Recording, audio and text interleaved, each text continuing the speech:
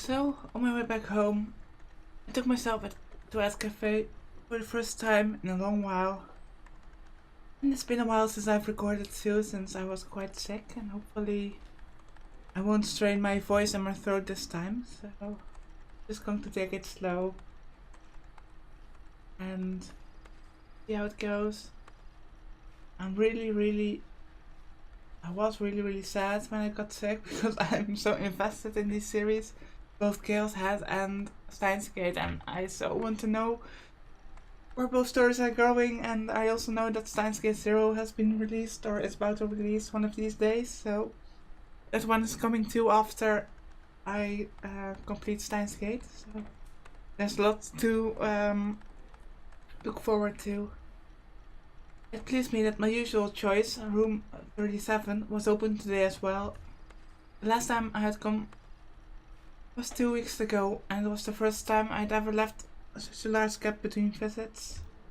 I found that the atmosphere of the store and everything it comprised to be amazingly nostalgic.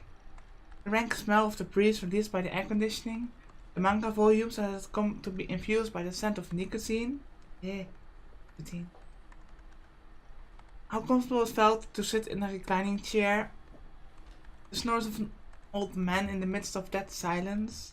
ルーム37の PC のチャットログを調べさせてもらいました。そこから分かったことは、あなた一人の自作自演。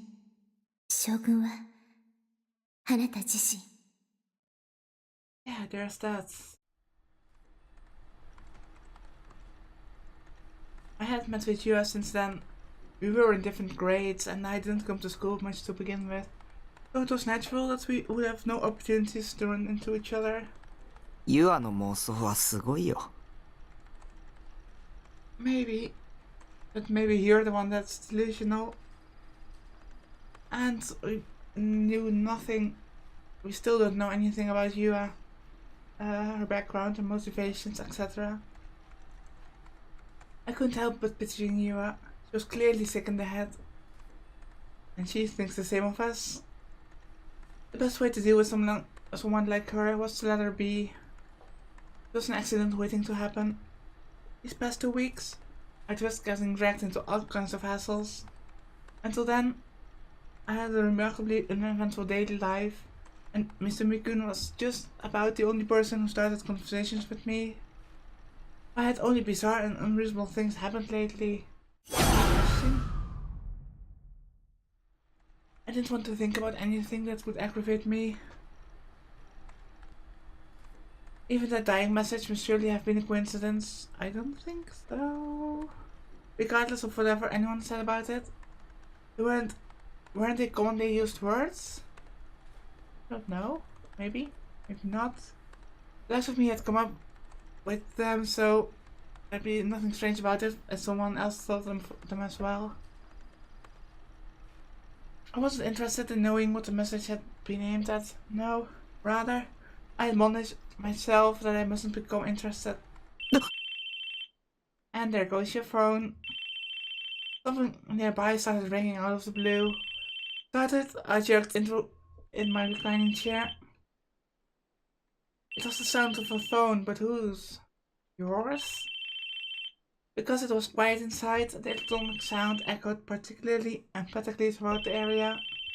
I looked around, but I couldn't spot a phone anywhere. もしかして。A thought suddenly occurred to me, and I fished around inside my bag. Sure enough, what had been ringing was the cell phone I brought just a few days ago. I looked gingerly at the LCD display. Normally, the caller's number would be displayed there. Would it be okay to answer this? But that aside, I didn't like talking with people very much. For starters, who on earth was calling me? Good question. I hadn't given the cell phone's number out to anyone yet. The only people aware of it were my family and Nanami. Busybody that she was had put them into my address book. When someone called from one of the numbers recorded in the phone's address book, the name was supposed to get displayed. In other words, the person calling me now wasn't one of my family members. And who was it? The phone went on ringing stubbornly. Would someone calling a cell phone usually make it ring on and on with persistence? I don't know, I think maybe there's supposed to be something like a voicemail system. I never used one before, so I had no idea.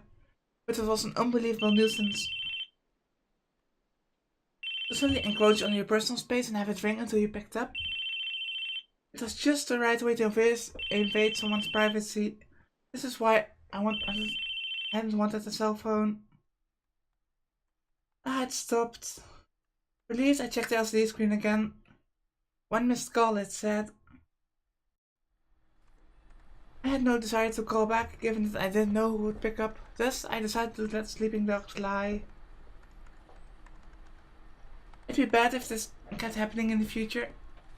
I'd better learn how to put it on silent. Cell phones are such a bother.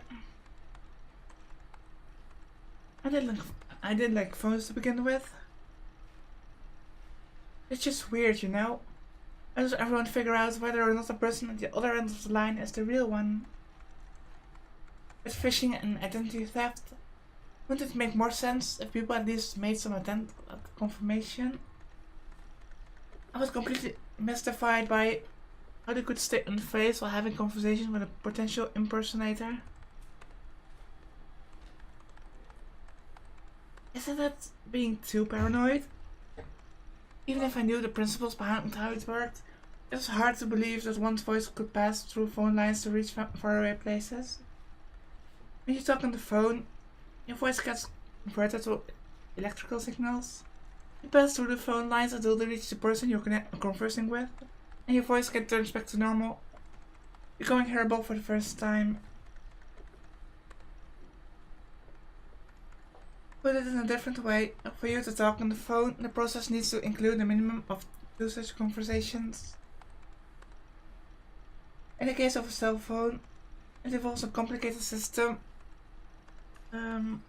wherein your voice starts off by getting turned to electrical signals, which travel to a nearby station via radio waves, then run through normal phone lines to another telephone exchange, from which it has station closest to the person you are calling, and finally reaches the cell phone in the form of radio waves. If my voice was getting exchanged for electrical signals, would the person I was speaking to ultimately receive my own voice, accurately, phrase for phrase? I mean, your own voice is always different to other people than it is to yourself, because you're hearing your own voice differently. For that matter, was it possible to deny the prospect that, in the process of conversion to electrical signals, my voice and words might change to something totally unrelated? For instance, what if I called an enemy and instead of reaching her, my call got sent to some sketchy facility, and a person I'd never seen before in my life pretended to be an enemy and answered the phone? That would be insanely creepy. Also, a very paranoid thought. Maybe they'd even be a computer instead of a human being. That was why it scared me to talk on the phone. It scared me much more than talking face to face.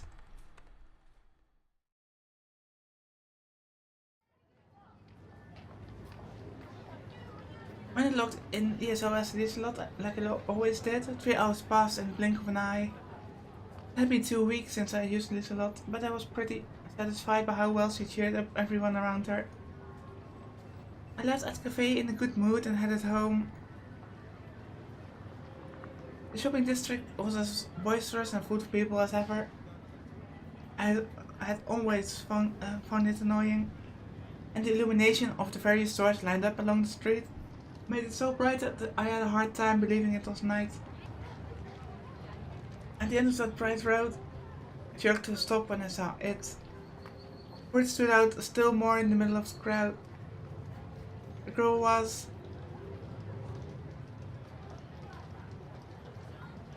But they use it as a sword. Jeez, this thing is huge.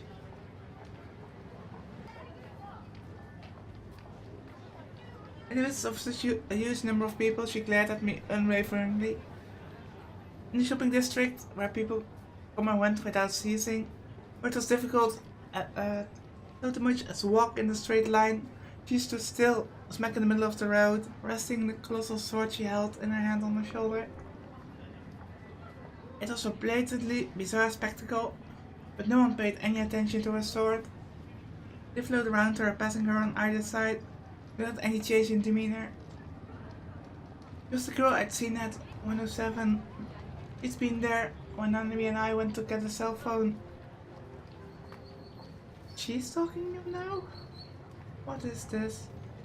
The shape of the sword, a semi-uniform, her long dark hair, each characteristic matched perfectly. Back then, she'd been standing on top of the stairs to 107, watching the people below go to and fro. In addition, I recalled the sharpness of her glare. I had met her once before at school. Almost shaped eyes, a face attractive enough to make her a model, although it conversely made her seem unapproachable, sleek, dark, waist-length hair. It was Girl B, and roughly a week ago she rudely asked me, "Who are you?" in the corridor between buildings. Why was she staring at me? Thinking I was being overly self-conscious, and turned around. At times like this, it might turn out that she was actually looking at an acquaintance of hers over my shoulder or something. But that didn't seem to be the case. The one she was glaring at, with a look of hostility, was, as I thought, me. I shrank. I understood what it felt to be the proverbial frog getting glared by a snake. Staring back was out of the question.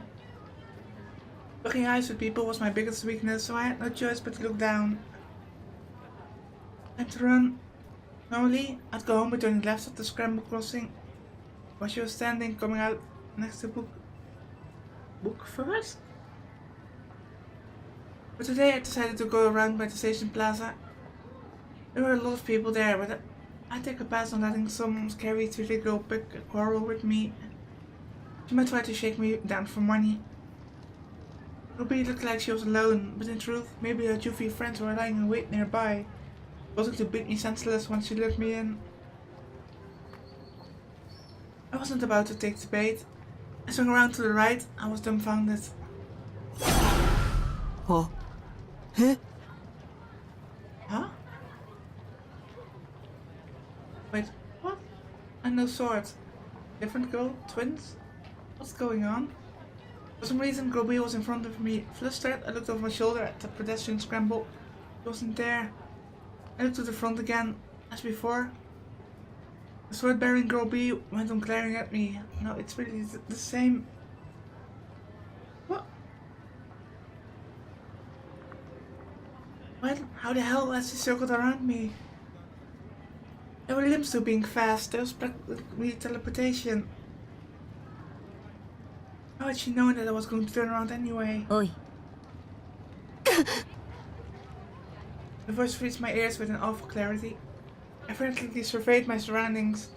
I wanted to think she'd been calling to someone else. So suspicious, I searched for something who seemed like a suitable target for her. Oi. But of course they weren't there. A couple of elderly men passing nearby gave Groby dubious looks. But I soon realized she wasn't referring to them and walked away. Groby, who had until then been standing daintily in place, took a sudden step in my direction.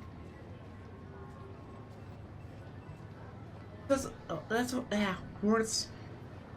My throat still hurts even after recording about 7 minutes, so I think this will be a short episode. I'm sorry. This was sufficient to make me certain of it. Ruby was targeting me after all. お前見えるのか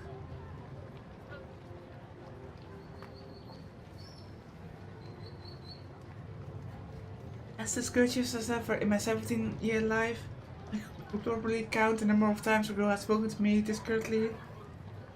There were times where Kiriyama Tsubaki, nicknamed Sunko, talked to me like that in the tsundere sort of way. Then again, Sunko was a 2D character from an arcade called Tell Me Doll. Gobi kept approaching me even while these idiotic thoughts ran through my head. Yet this overwhelming feeling to her, I thought she was only a girl. I wondered at it a little, but the reasons were simple. The sharp look in her eyes and her oversized sword. For a sword, it had a fairly singular design. If you regarded it as something anime-esque, it was fabulously formed. If you tried to use it in real life, it wouldn't do you a bit of good. It was definitely a weapon from a mecha anime or something. That mecha anime started airing recently. Except, even though I knew it had to be an anime cosplay prop, it looked incredibly hard and sharp, and it had an air about it that suggested your fingers would get sliced right off if you touched it. It was a mysterious sword. 見えるのかと聞いている。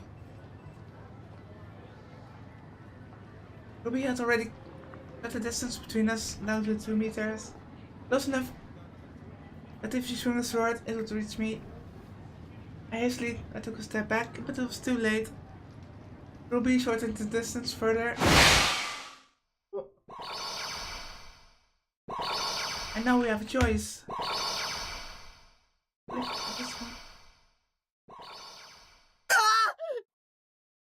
Crouching down on the spot, I covered my head. If I didn't dodge it, it would hit me right in the head. It would cut me or anything. But with a swing in it hard, I'd get a cerebral concussion and a dent in the skull for sure. I hate pain. 何をするだ I was so shaken, my Japanese got all strange. Huh? Ruby looked down at me coldly. Wait, she was really close. Her feet were right before my eyes. In terms of the angle, I could almost see up her skirt. やはり見えるのか。すいません。見てないです。I think she's referring to her sword. I hurriedly lowered my eyes. I had a feeling that she was claiming, "You saw my panties, didn't you?" But I swear I didn't. I came close to seeing them, but I didn't. Besides, I've got no interest in 3D panties. The only panties I've to are either two-dimensional or belong to figures. Oh, Takumi, you're worthless, useless. 嘘だ。絶対見た。さっきからチラチラ見てただろ。本当に見てない。And for some reason,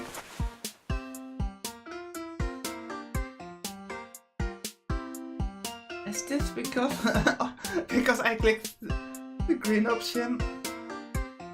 Then for some reason, Ruby began taking off her loafers and knee socks. As she did so, the inside of her skirt threatened to become visible again, and I was at a loss for where to sink my eyes. I thought I'd catch her off guard and escape, but Ruby didn't take her eyes off me, even as she peeled off her socks.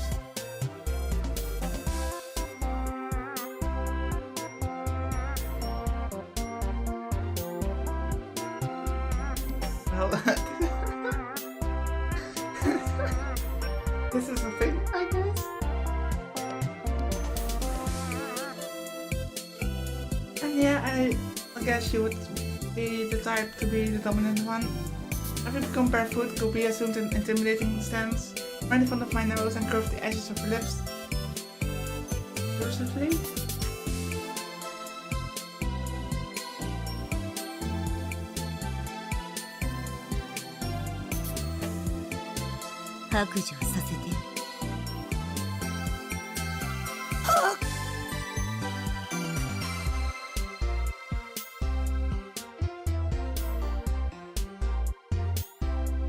Gobi abruptly pressed the wrong naked foot against my crotch. What? The sudden humiliation of it left me incapable of anything but bafflement. ほら、どうだグ The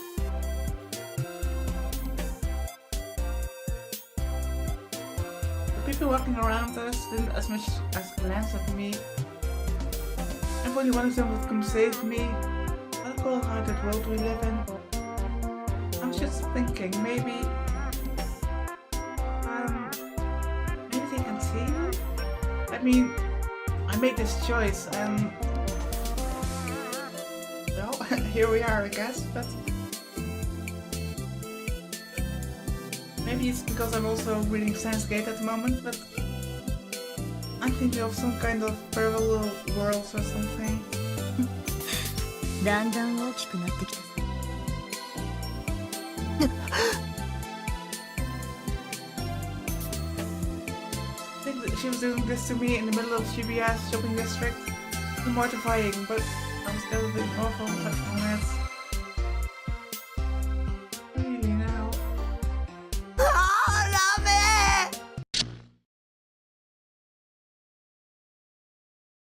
答えろ。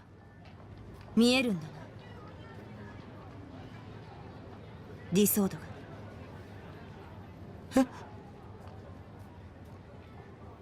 I couldn't immediately grasp my situation after I came back to myself.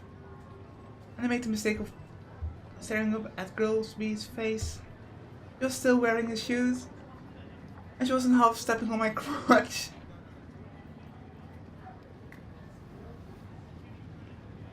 Oh, it's been a delusion, huh? Yeah, that can work too, instead of multiple dimensions. In any case, she wasn't trying to pick a fight by asking if I'd seen a panties either. All that aside, the sword? What's she mean? That big ass sword she's holding? It's the first time I'd heard that word. Well, you'd said sword, and the blade-shaped object she was carrying was certainly a sword. But why ask me if I could see her sword? For the time being, I know that. Jeez, of course I could see it. It'd be weirder not to see it. Because she was carrying around a sword that big and conspicuous in the shopping district of all places. I'd be able to accept it if it were Akiba, but in Shibuya? No way. そうか。お前も集められたんだな。 Gathered?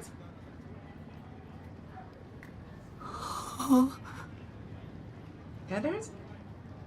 Who? Gathered who? I was here of my own accord at least, but... エラーを見たことがあるか。 Huh? You're speaking Japanese? I wanted to say, but typically enough, I lack the courage. After all, if I said something klutzy, she'd stab me. Really though, it hadn't been making any sense whatsoever for a while now. 見たら教えろ。 After saying this to me, Groby turned on my heel. The skirt wavered in the breeze, making it seem like I might glimpse at her panties. I hurriedly closed my eyes. 私は3年の青い瀬名。駅前の電車にいる。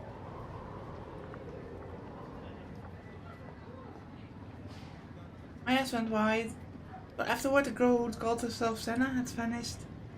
I was so dazed it prevented me from realizing not a single thing she'd said was comprehensible until after I returned to my base.